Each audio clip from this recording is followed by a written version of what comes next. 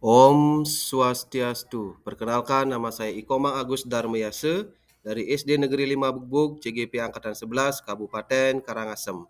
Perkenalkan juga fasilitator saya Bapak Gede Yudi Sumartayase dan PP saya Nikade Duyana Astriani. Hari ini saya akan menyampaikan demonstrasi kontekstual modul 3.3 pengelolaan program yang berdampak positif pada murid. Nah, adapun dari Bapak Nadiem Makarim, besok dimanapun Anda berada, lakukan perubahan kecil di kelas Anda. Kemudian, filosofi dasar Ki Hajar Dewantara, maksud pengajaran dan pendidikan yang berguna untuk peri kehidupan bersama adalah memerdekakan manusia sebagai anggota persatuan rakyat. Nah, adapun tujuan pembelajaran khusus di sini adalah CGP dapat mengembangkan ide dari ruang kolaborasi menjadi sebuah prakarsa perubahan dalam bentuk rencana program atau kegiatan yang memanfaatkan model manajemen perubahan Bagja. Nah, di sini ada beberapa pertanyaan pemantik. Yang pertama adalah bagaimana kerangka Bagja dapat membantu perencanaan program atau kegiatan intrakurikuler, kokurikuler, dan ekstrakurikuler. Yang kedua, apa saja yang perlu dipertimbangkan dalam menyusun perencanaan program atau kegiatan intrakurikuler, kokurikuler, atau ekstrakurikuler. Yang ketiga, siapa yang perlu dilibatkan dalam penyusunan perencanaan program tersebut. Yang keempat, bagaimana kita dapat menggalang dukungan, mengarahkan program dialog, dan mendorong kolaborasi bersama murid, guru, kepala sekolah, atau anggota lain dalam komunitas sekolah. Nah, di sini saya menjawab pertanyaan pemantik yang pertama adalah kerangka Bagja dalam perencanaan kegiatan. Kerangka Bagja membantu perencanaan program atau kegiatan dengan menyediakan panduan sistematis yang memastikan setiap langkah dalam perencanaan didasarkan pada refleksi mendalam, pengambilan pelajaran dari pengalaman sebelumnya, dan kolaborasi untuk merancang program yang realistis dan inspiratif. Yang kedua, pertimbangan dalam menyusun program di sini adalah hal-hal yang perlu dipertimbangkan meliputi tujuan program, kebutuhan dan minat siswa, sumber daya yang tersedia, relevansi program dengan kurikulum, keterlibatan komunitas sekolah, dan metode evaluasi keberhasilan program. Yang ketiga, pihak yang terlibat dalam perencanaan. Tentunya pihak yang perlu dilibatkan mencakup murid, guru, kepala sekolah, orang tua. Pelibatan semua pihak ini memastikan bahwa program yang direncanakan sesuai dengan kebutuhan dan harapan yang ingin dicapai. Yang keempat, menggalang dukungan dan kolaborasi. Dukungan dapat digalang dengan membuka ruang dialog yang inklusif, transparan, dan menghargai setiap pendapat. Proses ini dapat difasilitasi melalui pertemuan rutin, diskusi kelompok, dan forum komunikasi yang memungkinkan semua pihak terlibat aktif dalam perencanaan dan pelaksanaan program, sehingga tercipta rasa memiliki dan komitmen bersama. Nah, di sini ada pun program atau kegiatan yang saya buat di sini ya saya singkat adalah kegelisahan, yaitu kegiatan literasi sekolah. Nah, dalam program kegiatan literasi sekolah ini termasuk dalam kegiatan kokurikuler yang ditunjukkan untuk kelas 1 sampai kelas 6 jenjang SD, sekolah dasar. Meskipun berfokus pada peningkatan keterampilan literasi, program ini berjalan di luar kurikulum utama dan bertujuan untuk melengkapi pembelajaran di kelas dengan kegiatan yang mendukung pengembangan keterampilan membaca siswa. Kegiatan ini juga bertujuan agar rapot mutu pendidikan sekolah kami bisa lebih meningkat dan siswa lebih gemar dengan membaca buku. Nah, di sini ada pun deskripsi singkat tentang kegiatan di sini. Gerakan literasi sekolah merupakan inisiatif yang ditunjukkan kepada siswa untuk meningkatkan kemampuan literasi, terutama dalam membaca buku. Program ini bertujuan untuk memperkaya kosakata serta meningkatkan rapot mutu di sekolah. Dengan kegemaran siswa membaca buku setiap harinya di sekolah, harapannya siswa memiliki pengetahuan dan wawasan yang luas. Nah, di sini ada pun gambaran umum kegiatannya. Di sini kegiatan ini dilakukan setiap hari Senin, Rabu, dan Jumat. Kurang lebih berdurasi 30 menit, yaitu dari pukul 7.30 sampai dengan pukul 8. Ya. Kegiatan hari Senin ini membaca buku cerita dari berbagai sumber. Setelah membaca, siswa menceritakan hasilnya di depan kelas secara bergantian. Kemudian pada hari Rabunya, siswa juga membaca buku cerita yang ada di pojok baca selama 10 menit. Kemudian setelah itu siswa menyampaikan isi dari cerita yang siswa baca tersebut. Selanjutnya Kegiatan hari Jumat, siswa juga membaca buku cerita yang kemudian setelah itu diceritakan atau disampaikan di depan kelas, kemudian membuat beberapa catatan penting yang telah dibuat. Jadi setiap minggu kegiatan literasi ini diterapkan 3 kali dalam seminggu, di mana siswa membaca kemudian menyampaikan isi cerita dan menulis poin-poin penting yang ada dalam cerita itu, ditulis dalam sebuah buku catatan penting. Nah, kemudian di sini di diagram Y di sini ada suara, pilihan, dan kepemilikan. Nah, dari suara, siswa diberi kesempatan untuk menyuarakan ide dan tema yang mereka minati untuk membaca buku yang akan dibawakan di depan kelas. Kemudian pilihan, siswa memiliki kebebasan dalam memilih bentuk bacaan dan cara penyampaiannya di depan kelas. Kemudian kepemilikan, siswa merasa memiliki program ini melalui keterlibatan aktif dalam setiap tahap termasuk dalam menuliskan poin-poin penting dalam cerita yang mereka bawakan. Adapun poin atau komponen yang profil pelajar Pancasila yang dikembangkan di sini adalah mandiri, kreatif, dan bernalar kritis. Ya, di sini mandiri program ini bertujuan untuk melatih siswa agar mampu mengelola proses belajar dan berkarya secara mandiri. Hal ini tampak saat siswa memilih judul buku yang akan mereka baca. Kemudian kreatifnya, program ini bertujuan untuk mendorong siswa menyampaikan hasil dari buku cerita yang mereka baca di depan kelas dengan sangat kreatif dan menarik.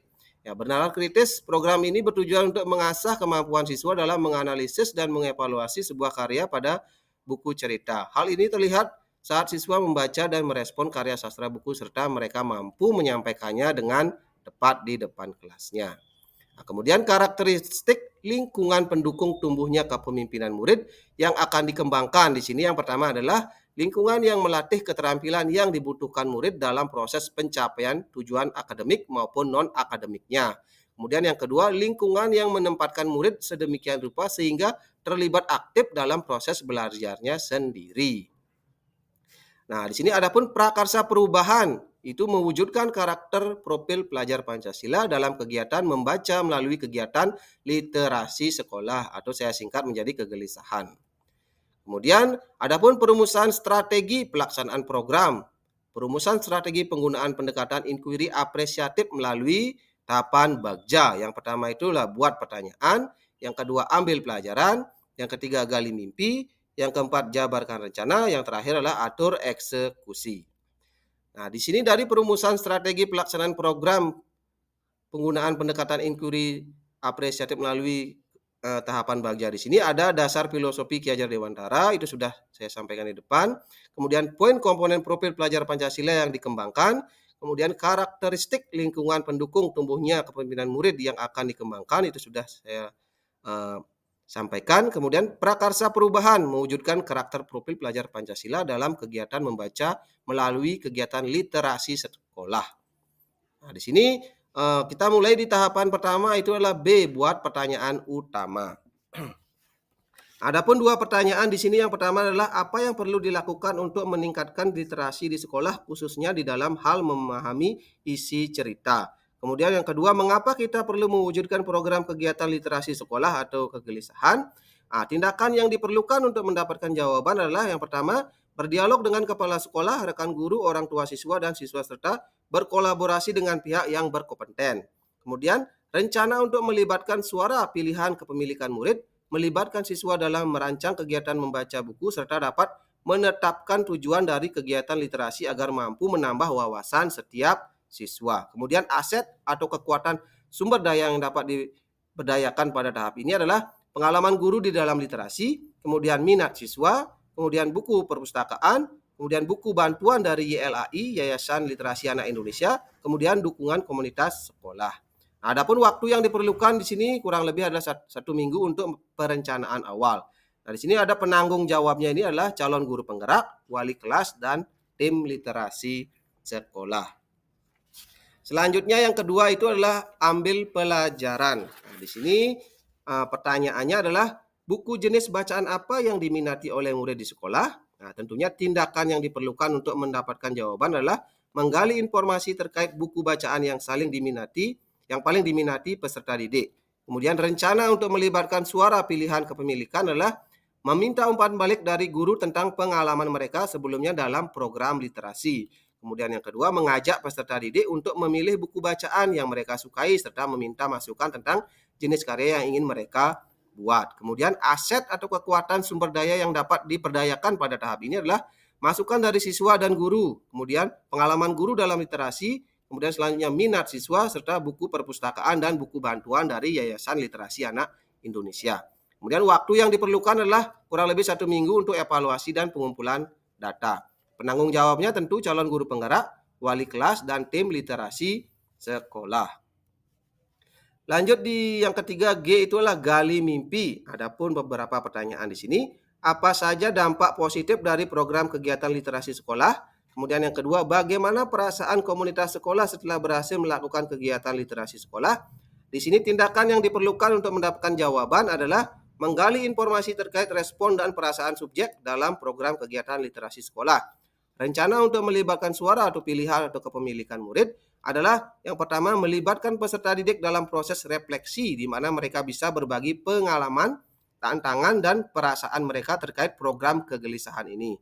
Yang kedua, memberikan kebebasan kepada murid untuk memilih buku bacaan yang mereka inginkan. Selanjutnya, aset kekuatan sumber daya yang dapat diberdayakan pada tahap ini adalah bakat dan minat peserta didik, dukungan dan bimbingan dari wali kelas, perangkat digital seperti laptop untuk mempermudah mencari informasi.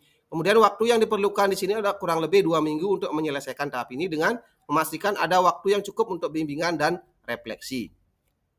Yang terakhir, penanggung jawab tahap ini adalah tentunya calon guru penggerak, wali kelas, dan tim literasi sekolah.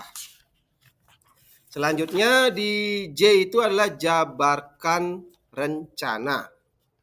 Adapun beberapa pertanyaan di sini, apa saja langkah-langkah yang perlu dilakukan untuk mewujudkan program kegiatan literasi sekolah? Yang kedua, berapa lama proses untuk menyiapkan program kegiatan literasi sekolah? Di sini ada 2, yaitu tindakan yang diperlukan untuk mendapatkan jawaban. Yang pertama, melakukan koordinasi dengan tim kegiatan literasi sekolah. Yang kedua, membuat draft capaian proses hasil tulisan dan literasi setiap minggunya. Rencana untuk melibatkan suara pilihan kepemilikan murid, melibatkan keseluruhan anggota tim dan menyusun rencana mingguan dan menentukan capaiannya. Kemudian yang kedua, melibatkan peserta didik untuk turut serta memberikan masukan terkait proses kegiatan literasi dan pencapaian target yang diinginkan.